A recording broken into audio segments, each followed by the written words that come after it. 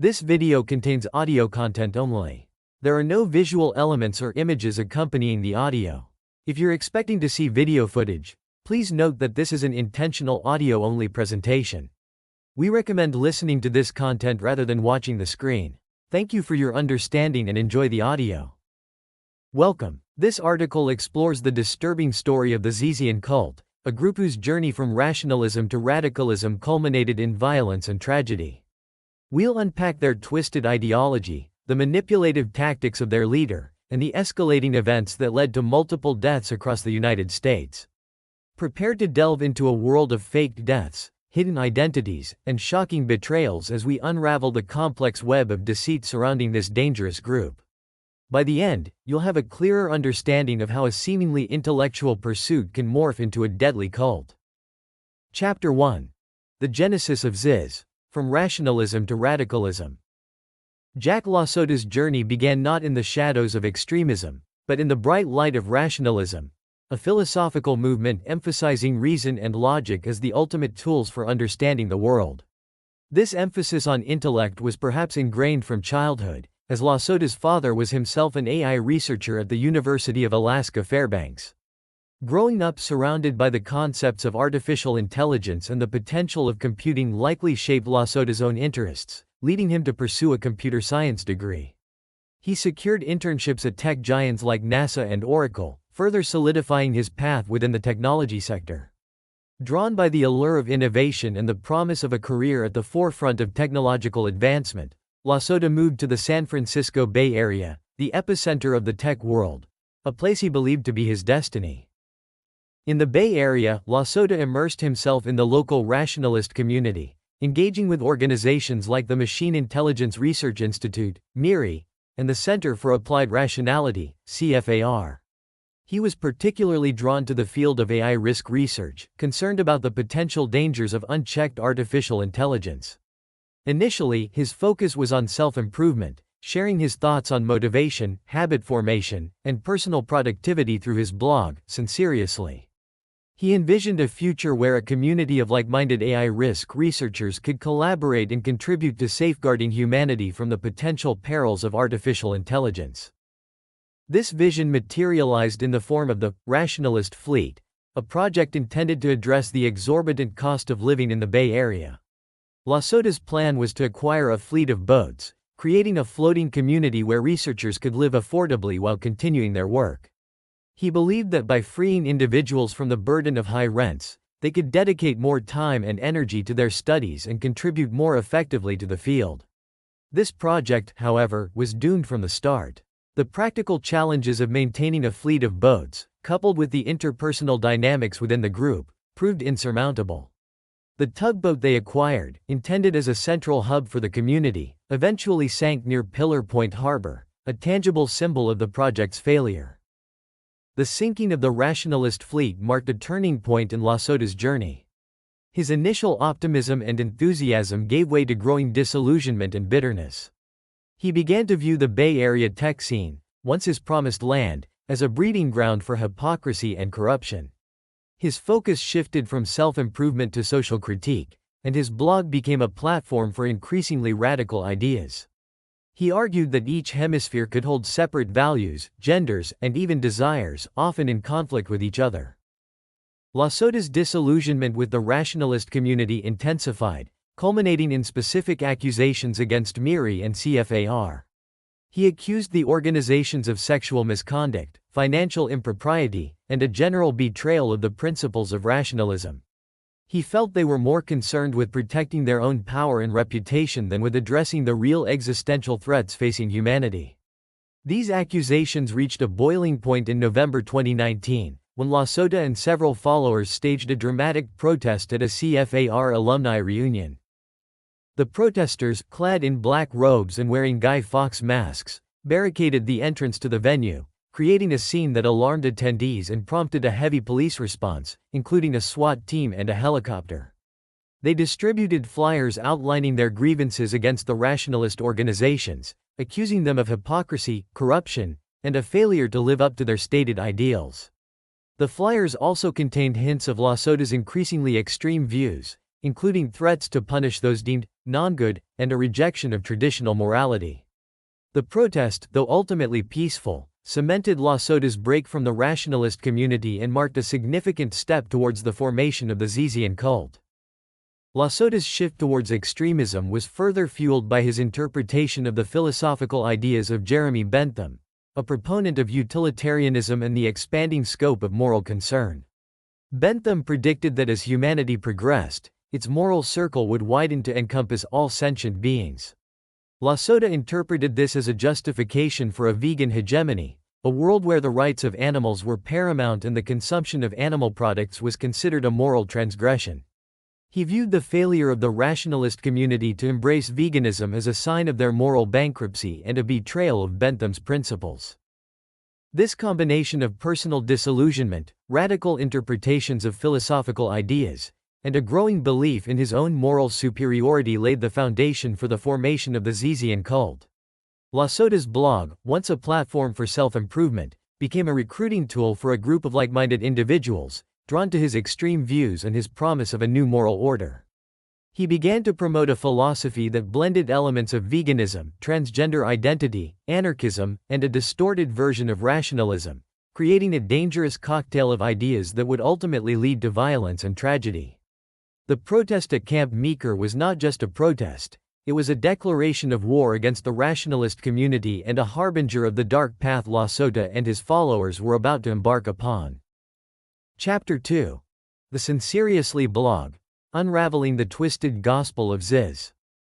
LaSota's blog, Sinceriously, wasn't merely a collection of online ramblings, it was a meticulously crafted manifesto, a digital pulpit from which he preached his twisted gospel to a growing congregation of lost souls. He began innocuously enough, offering advice on self-improvement, motivation, and habit formation. Blog post titles like Self-Blackmail and Engineering and Hacking Your Mind hinted at a desire to optimize human behavior, to unlock the hidden potential within. But beneath this veneer of self-help, a darker current was beginning to flow. The failure of his Rationalist Fleet project, a utopian vision of a community of researchers living on boats, fueled his resentment and disillusionment. His blog became a vent for his frustrations, and his writing took a darker, more accusatory turn. He posited that each hemisphere could possess its own set of values, genders, and desires, often in direct conflict with each other. This concept of internal division became a central tenet of his ideology, providing a framework for understanding the world and justifying his increasingly extreme views. This classification system allowed him to position himself as morally superior to his followers, most of whom he identified as single good, thereby establishing a hierarchy within the group and solidifying his control. His blog posts became increasingly violent in their rhetoric. He openly questioned the validity of traditional morality, writing about a world stripped of ethical constraints, where evil people ganging up to kill off good people was a plausible scenario. He explored the idea that achieving his goals might ultimately require sociopathy, hinting at a willingness to disregard societal norms and engage in extreme behavior. His pronouncements on the equal moral worth of ants and humans, illustrated by his anecdote about killing 4 ants in a bathtub, showcased the extent of his radical views. He weighed the inconvenience of smelling bad at work against the lives of these insects, suggesting a distorted sense of moral calculus that prioritized abstract principles over basic human empathy. He accused the organizations of sexual misconduct, financial impropriety, and a general betrayal of the principles of rationalism. These accusations were amplified in the flyers distributed during the protest, which also contained veiled threats against those deemed non-good, and a rejection of traditional morality. The protest itself, with its masked figures, black robes, and blocked exits, was a carefully orchestrated performance designed to shock and intimidate. It was a public declaration of LaSota's break from the rationalist community and a symbolic act of rebellion against what he perceived as a corrupt and hypocritical system. This theatrical display, amplified by the ensuing media attention, served as a powerful recruiting tool, drawing vulnerable individuals into his orbit.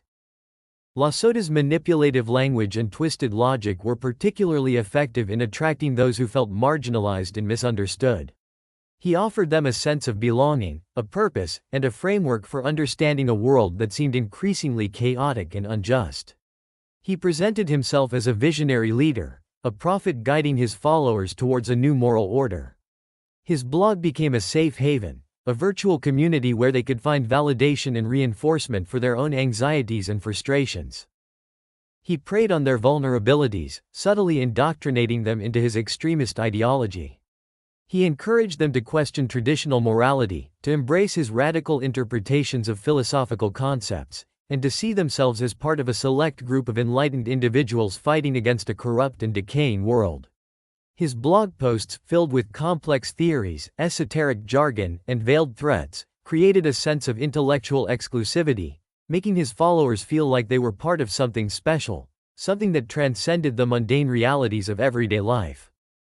The Sinceriously blog was more than just a blog, it was a weapon of mass indoctrination.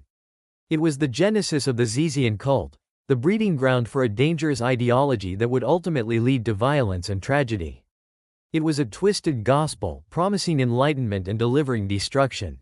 The blog posts, the theories, the accusations, the protests, all were carefully orchestrated steps in LaSota's plan to build his following and establish his control. The Camp Meeker protest, with its dramatic imagery and veiled threats, served as a chilling prelude to the escalating violence that would soon follow. The blog was the seed, and the blood spilled in Vermont, Pennsylvania, and California was its bitter fruit. Chapter 3. The Mind of a Cult Leader. Exploring the dark charisma of Jack LaSota. Jack LaSota, the enigmatic figure at the heart of the Zizian group, didn't fit the stereotypical image of a cult leader. He wasn't a charismatic orator or a physically imposing presence. Instead, his power stemmed from a different kind of charisma, a dark charisma woven from intellectual arrogance, twisted logic, and a manipulative understanding of human vulnerability. He presented himself not as a prophet or a messiah, but as an intellectual vanguard, a purveyor of complex theories about the brain, consciousness, and morality. This intellectual facade, coupled with his manipulative tactics, allowed him to exert a profound influence over his followers, drawing them into a world of increasingly radical beliefs and ultimately, violence. Central to LaSota's manipulative strategy was his self-proclaimed double good status. He argued that individuals possessed two cores, one in each hemisphere of the brain, and that these cores could be either good or non-good. Non-good cores, he claimed, were driven by self-preservation and a limited scope of moral concern, while good cores were capable of genuine altruism and a broader sense of ethical responsibility. LaSota declared himself to be double good, possessing two superior cores that set him apart from the vast majority of humanity, whom he labeled as single good or non-good. This created a clear hierarchy within the group, with LaSota at the apex, possessing a unique moral authority that justified his control over his followers. This concept of double good wasn't just a narcissistic self-aggrandizement, it was a carefully crafted tool of manipulation. By establishing himself as the sole arbiter of morality, LaSota could dictate the behavior of his followers, justifying any action, no matter how extreme, as necessary for the greater good. He presented his followers with a binary choice: either accept his moral authority and follow his directives, or be relegated to the ranks of the non-good, unworthy of consideration or respect. LaSota's hemisphere theory, a bizarre blend of neuroscience and pseudoscience, provided further justification for his control. He claimed that each hemisphere of the brain could house a distinct personality, with its own set of values, genders, and desires. These personalities, he argued, were often in conflict with each other, leading to internal discord and a sense of fragmentation. He encouraged his followers to unlock these different personas through practices like unihemispheric sleep. Unihemispheric sleep, a phenomenon observed in some animals, involves one hemisphere of the brain remaining awake while the other sleeps. LaSota, however, presented a distorted version of this concept, claiming that it could be induced through extreme exhaustion and used to access hidden parts of the self. He encouraged his followers to engage in sleep deprivation, creating a state of disorientation and vulnerability that he then exploited to manipulate their perceptions. In this altered state, he would suggest to his followers that they were, in fact, two distinct people, one good and one non-good. He would then position himself as the only one who could help them reconcile these internal conflicts, further solidifying his control. A former associate of LaSota's, Jessica Taylor, described how Zizians exploited this state to convince the unwary that they were actually two people. Ziz, being double good, would tell recruits that they were single good, establishing a moral superiority over her followers. One tragic example of the devastating impact of this manipulation is the case of Maya Pasek, who reportedly took her own life after undergoing unihemispheric sleep experiences. LaSota's control over his followers extended to their personal relationships. He actively encouraged them to sever ties with their families, isolating them from outside influences and making them more dependent on the cult. He framed this isolation as a necessary step towards achieving their higher purpose, arguing that family ties were a distraction from their true calling. He painted a picture of a corrupt and decaying world, where family loyalty was a weakness to be exploited. One example of this manipulation can be seen in Teresa Youngblood's case. Her family reported her missing, expressing concerns about a controlling relationship that led her to cut off contact. This pattern of isolating followers from their loved ones was a key element of LaSota's strategy, creating a vacuum that he could fill with his own twisted ideology. He became the surrogate family, the source of all validation and belonging, further tightening his grip on his followers' lives. While LaSota didn't explicitly order acts of violence, his rhetoric and manipulative tactics created an environment where violence became increasingly normalized and even encouraged. He framed conflicts as battles between good and evil, where escalation was not only justified but necessary. He promoted a philosophy of unwavering resistance, arguing that surrender was never an option, even in the face of overwhelming force. He encouraged his followers to see themselves as above the law, as agents of a higher moral authority that superseded societal norms. His blog posts contained veiled threats against those he deemed non-good, and he often spoke of punishing those who failed to adhere to his strict moral code. This rhetoric, combined with his manipulative tactics and the isolation he imposed on his followers, created a dangerous cocktail that ultimately led to violence. The protest at the CFAR event, where LaSota and his masked followers screamed at police, foreshadowed the escalating violence that would soon follow. LaSota's presence at the scene of the attack on Curtis Lind, though he was not directly involved in the assault, further demonstrates his proximity to violence and his willingness to exploit vulnerable individuals for his own ends. LaSota's dark charisma was not about charm or eloquence, it was about manipulation and control. He used his intellectual prowess to build a complex and compelling narrative, a twisted gospel that appealed to the anxieties and frustrations of his followers. He offered them a sense of belonging, a purpose, and a framework for understanding a world that seemed increasingly chaotic and unjust. He preyed on their vulnerabilities, isolating them from their loved ones and indoctrinating them into his extremist ideology. He didn't need to explicitly order violence, he simply created the conditions where violence became inevitable. The tragic consequences of his manipulation are etched in the blood spilled in Vermont, California, and Pennsylvania, a chilling testament to the destructive power of a cult leader's dark charisma. Chapter 4. From Protest to Murder, the Zizians' Descent into Violence. The escalation of the Zizians' activities from disruptive protests to brutal murders unfolded over several years, a chilling testament to the group's descent into extremism. The 2019 protest at a Center for Applied Rationality, CFAR, event served as an early warning sign, a public display of the group's growing willingness to employ intimidation and disruption. The protesters, including Jack, Ziz, LaSota, arrived at the Westminster Woods Retreat Center in Sonoma County, California, clad in black robes and Guy Fawkes masks, their attire a deliberate blend of the theatrical and the menacing. They blocked the entrances and exits with a school bus and a flatbed truck, effectively trapping attendees inside. Their flyers, distributed amidst the chaos, accused CFAR of sexual misconduct, financial improprieties, and a betrayal of the principles of rationalism. The accusations were specific, claiming that CFAR was not fulfilling its stated mission of developing rationality, mental tech, and was instead engaged in covering up abuses. The protesters' actions prompted a swift and overwhelming response from law enforcement. Sheriff's deputies, fearing a potential mass shooting scenario, called in a SWAT team and an armored vehicle. The scene was surreal. Masked figures in robes screaming accusations at heavily armed officers, a helicopter circling overhead.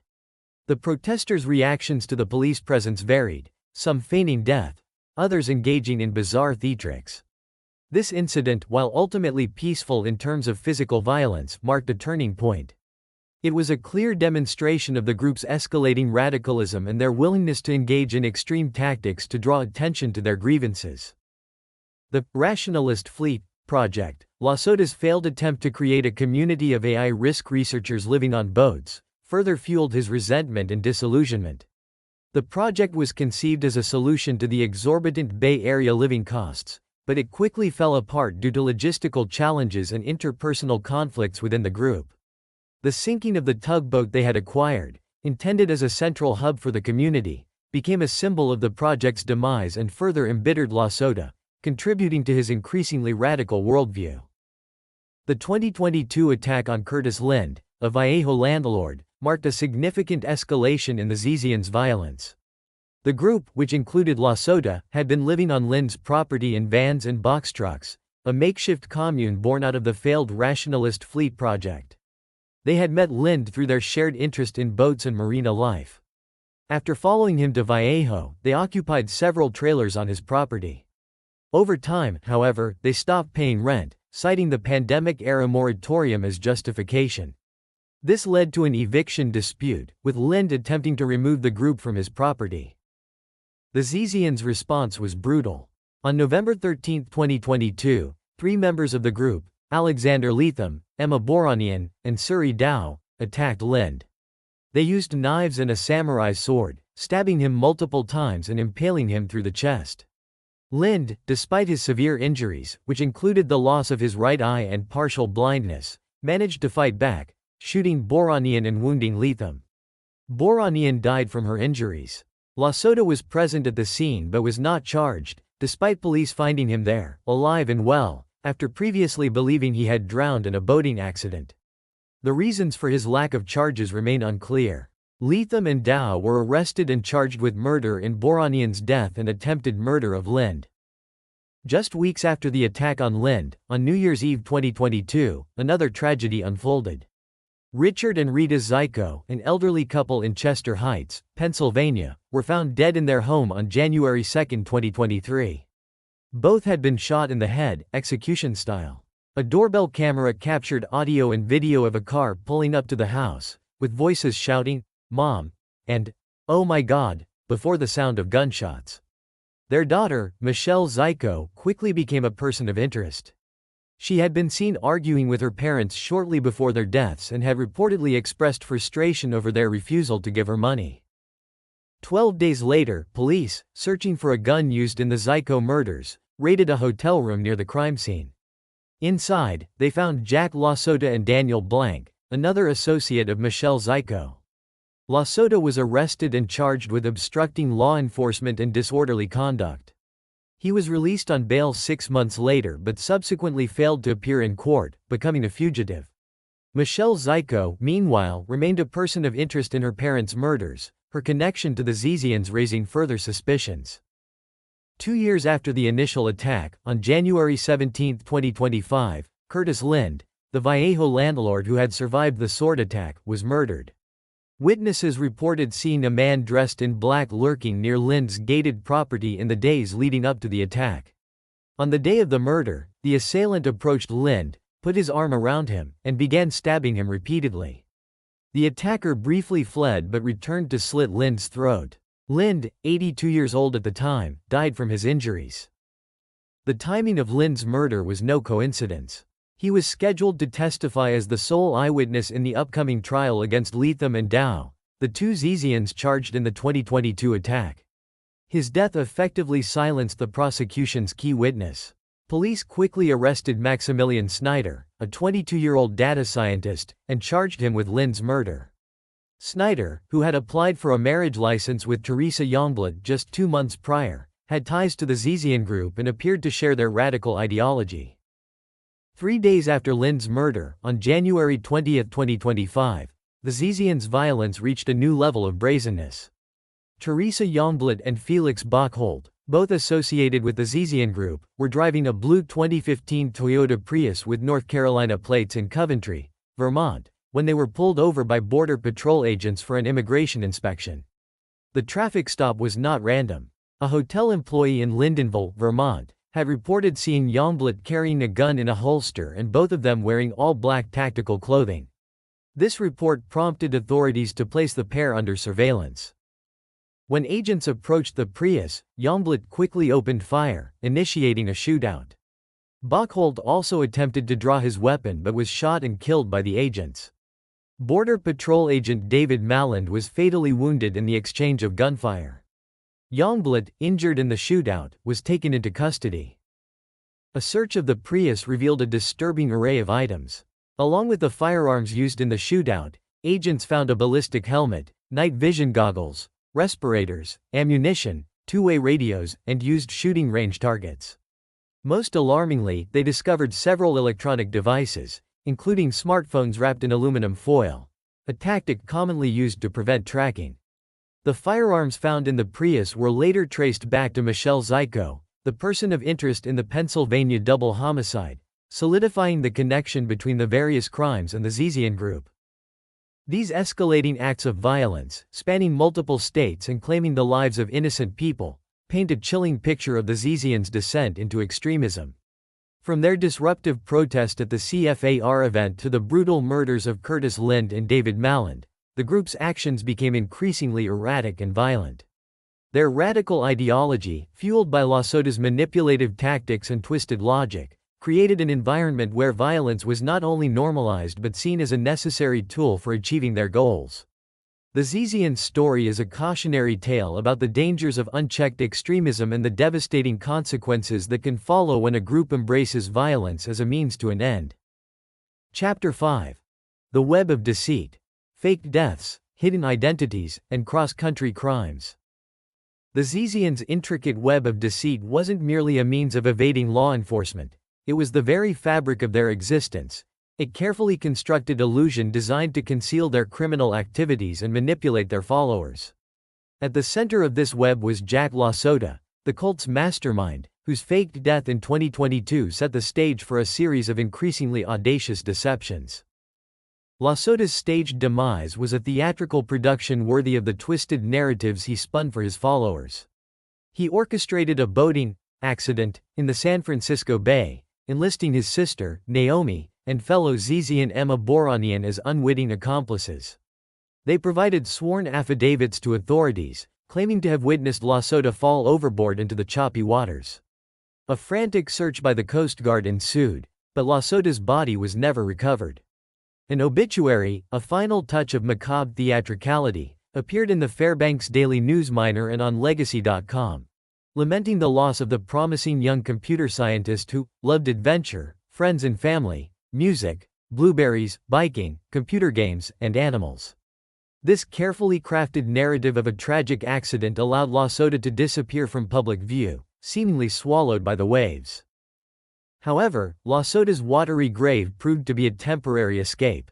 Just 3 months later, he resurfaced in Vallejo, California, at the scene of a brutal attack on Curtis Lind, the landlord who had offered the Zizians refuge on his property. LaSota's presence there, alive and well, shocked those who had believed the drowning story, revealing the first crack in his carefully constructed facade.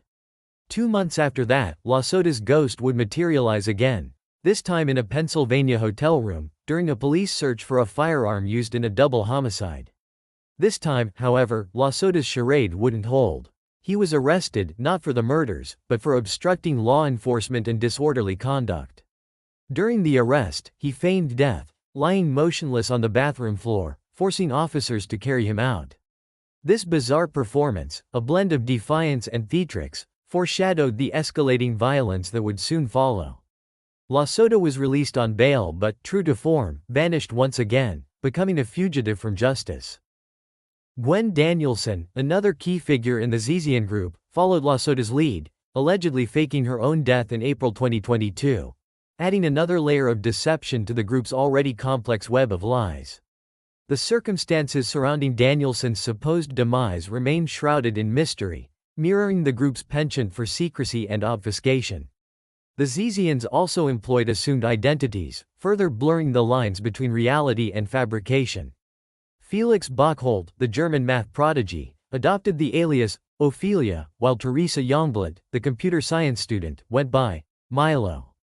These aliases weren't merely nicknames, they were adopted personas, reflecting the group's belief in the fluidity of identity and their rejection of societal norms. These assumed names allowed them to move through the world with a degree of anonymity, making it more difficult for law enforcement to track their movements and connect them to their crimes. The Zizians were constantly on the move, crisscrossing the country, leaving a trail of abandoned box trucks, vacated Airbnbs, and bewildered landlords in their wake. They lived in a perpetual state of transience, their nomadic lifestyle a reflection of their desire to evade authorities and their belief in the importance of establishing self-sufficient, autonomous zones. They occupied vans and box trucks on Curtis Lynn's Vallejo property, a makeshift commune where they stored their belongings, including a disturbing collection of used surgical equipment, laptops, and expensive electronics. They rented Airbnbs in Chapel Hill, North Carolina, where neighbors observed their strange nocturnal rituals and unsettling silence. They were seen in Vermont, near the Canadian border, where they claimed to be looking for property, their real intentions hidden beneath a veneer of normalcy. Their movements were not random, they were calculated to avoid detection. They wrapped their cell phones in aluminum foil, a crude but effective method of blocking GPS signals and preventing tracking. They used two-way radios for communication, avoiding the digital trails left by cell phone calls and text messages. They purchased firearms under false pretenses, using them in multiple violent crimes, including the murder of Border Patrol agent David Malland. Michelle Zyko, the daughter of the murdered Pennsylvania couple, is believed to have purchased the guns used in the Vermont shootout, using her Vermont address on the registration forms.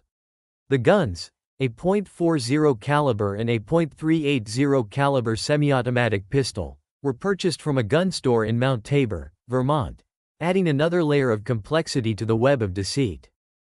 These deceptive tactics weren't just about evading the law, they were integral to the Zizians' criminal activities.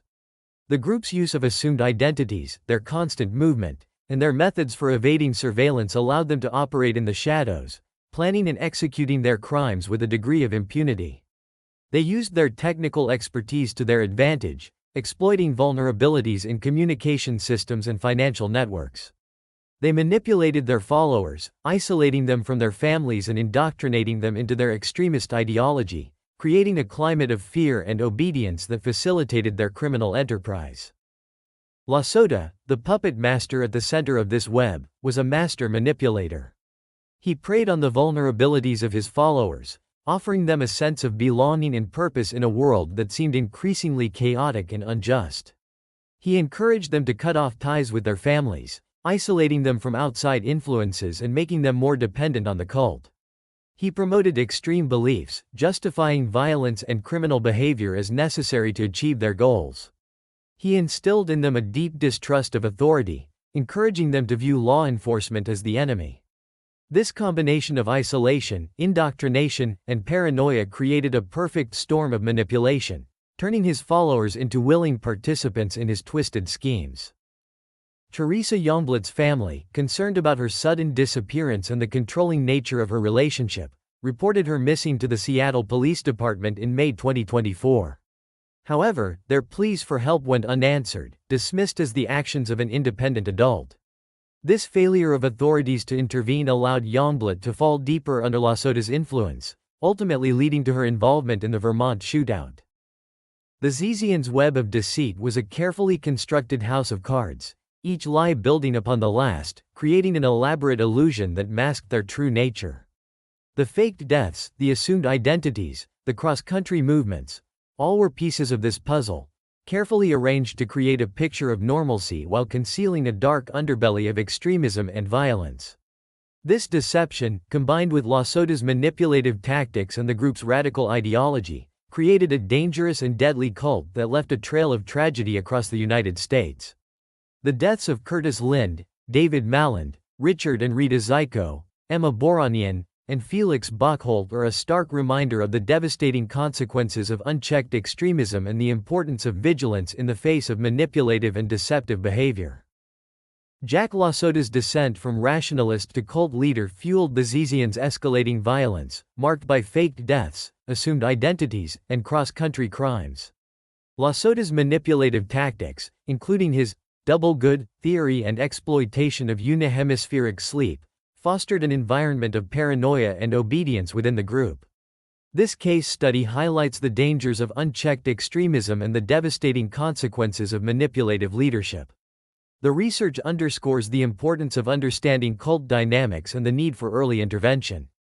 Where do we go from here? How can we better identify and address the warning signs of radicalization? Share your thoughts and questions below. Like, subscribe, and suggest topics for future explorations. Stay curious and never stop learning.